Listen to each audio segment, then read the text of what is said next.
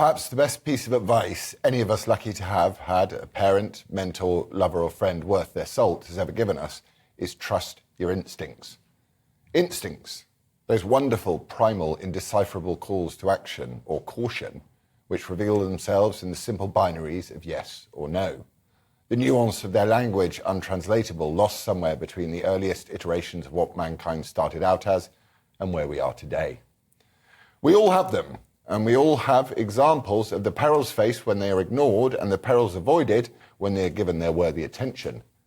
Billions upon billions of instincts, often of similar character, can dictate the direction and success of a civilization in hardship, but also, when ignored or misdirected, lead to its collapse. For some time now, nagging deep down at the bottom of an ever-growing number of people's guts sits these instincts, bubbling away, refusing to be quiet. Unable to articulate themselves for the reasons above, the language has been lost in time, but it is persistent and it won't go away. Many people's guts are coming together to say beware and be careful. It is frustrating to analyse as each of us are unique, and these instincts are in many ways a reflection of that. For some of us, it is the stamping down of free expression and the subsequent cultural malaise and decline. For others, a sense that their nation has lost its identity and therefore its optimism. And for others, the simplest of things in life to define have suddenly become the most complicated. For example, what is a woman? I remember the heady days of my childhood as electronics became accessible to the masses. The Game Boys, the first ever Nintendo, Walkmans, gizmos and gadgets which transfixed our minds in awe of this electronic genius. Pretty much every single one came from a faraway place on the other side of the world called Japan. Sony, Hitachi, Mitsubishi, Toshiba. All we had to do was wait another few months and the latest in technological explosion would be available to beg, plead and die for on your birthday. Japan, with her bullet trains and brilliant brains, was the future. That Japan, alas, is no more, and it could be argued that one of the main reasons is a collective Japanese instinct of isolationism and traditionalism. The Japanese are not fond of immigration or even cross-pollination.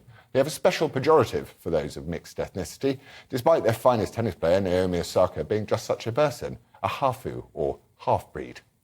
As a result of this, the Japanese are facing altogether a more daunting prospect: the end of their civilization as they know it. The reason is demographics. A remarkably healthy population with the longest life expectancy on Earth made the fundamental error not to replace itself.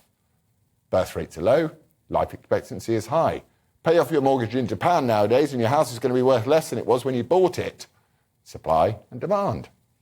Home ownership. Once the beacon of future prosperity has begun to wither on the vine, as Edmund Burke said, society is a partnership between the dead, the living, and those yet to be born. A lesson Japan is learning the hard way.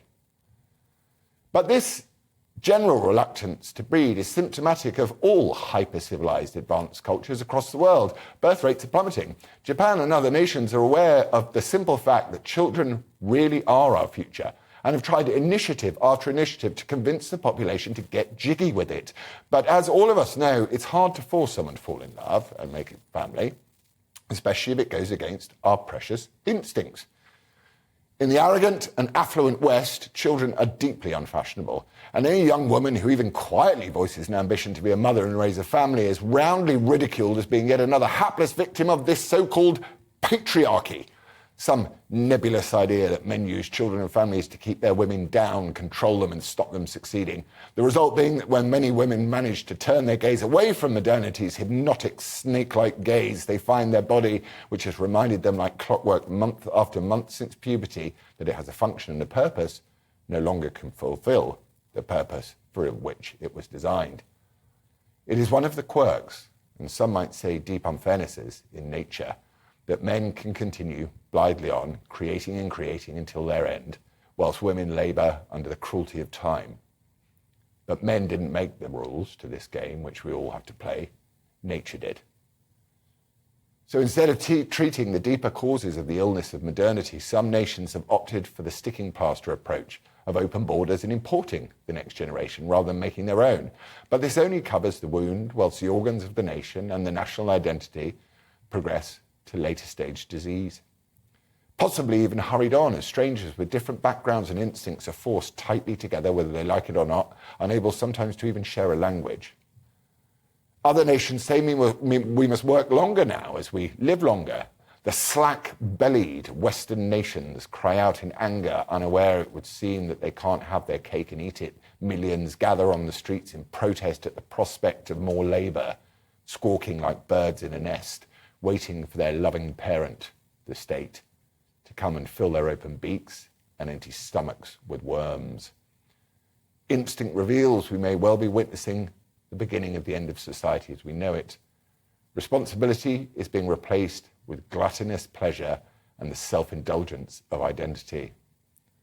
What is certain is that the collective instinct of the next infantilized generation is not to reproduce. One look at what hypermodernity offers them through these dreaded screens has put them off, and I don't blame them. A perfect cultural storm may be brewing to bring the end of the world as we know it. We have all seen glimpses of what must follow, and we are all filled with a certain instinctive dread for our own children. But there is good news, and there is a way out of this. It is to make more humans, to turn towards each other again and commit to the partnership between the dead, the living, and those yet to be born. Is this the end of the world as we know it? Only time will tell.